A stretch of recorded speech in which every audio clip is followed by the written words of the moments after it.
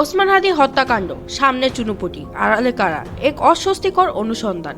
আজ আমরা কোনো গুজব বলবো না, কোনো রাজনৈতিক স্লোগানও না। আজ আমরা তুলবো কিছু অস্বস্তিকর প্রশ্ন, যেসব প্রশ্ন বরাবরই এড়িয়ে যাওয়া হচ্ছে। কারণ ওসমান হাদি হত্যাকাণ্ডের পর আমরা যা দেখছি তা কি সত্যের দিকে যাচ্ছে, নাকি আমাদের পরিকল্পিতভাবে ঘোরানো হচ্ছে। আজকের এই প্রতিবেদনে আমরা বলবো না খুনিকে, আমরা প্রশ্ন করব খুনি হওয়ার নির্দেশটা এলো কোথা থেকে।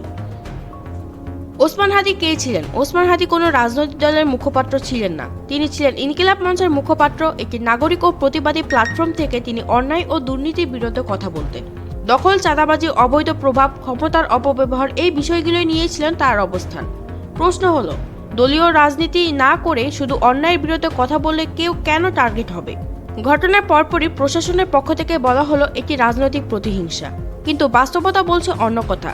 যদি এটি রাজনৈতিক প্রতিহিংসাই হতো, তাহলে ওসমান হাদি কোন দলের সরাসরি বিরুদ্ধে ছিলেন, কোন দলীয় পদে ছিলেন, কোন নির্বাচনী রাজনৈতিক অংশ ছিলেন? এই প্রশ্নগুলোর উত্তর আজও অস্পষ্ট। তাহলে লাভবান কারা? এই জায়গাতেই শুরু হয় আসল রহস্য।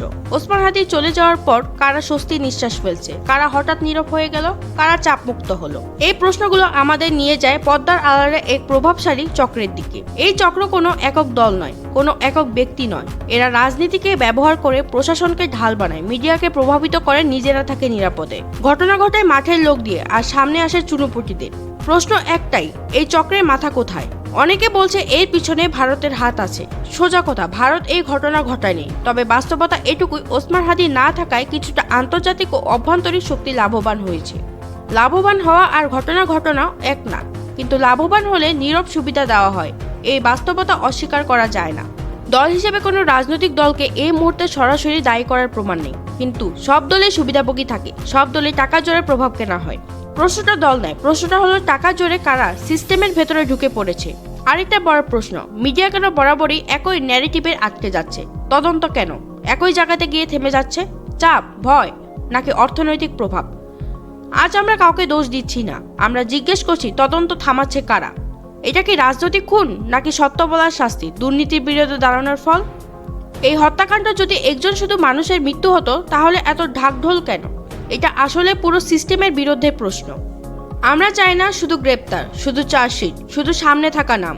আমরা চাই নির্দেশদাতাকে, সেলদারদাতাকে। পর্দার আড়ালে রাঘব বল কারা? কারণ চুনোপুটি ধরলে রাঘব বলরা হাসে। প্রশ্ন থামবে না, চাপ কমবে না, কারণ প্রশ্ন চাপ তৈরি করে, আর চাপই সত্য বের করে। এই লড়াই একজন মানুষের জন্য নয়, এই লড়াই একটা নোংরা সিস্টেমের বিরুদ্ধে। ন্যায় বিচার না আসা পর্যন্ত এই প্রশ্ন চলবেই। আপনারা যদি হাদি হত্যার ন্যায় বিচার চান, তাহলে কমেন্ট বক্সে জাস্টিস ফর হাদি লিখে যান, এবং এরকম প্রতিবেদন আরও পেতে চাইলে আমাদের চ্যানেলটাকে সাবস্ক্রাইব করুন।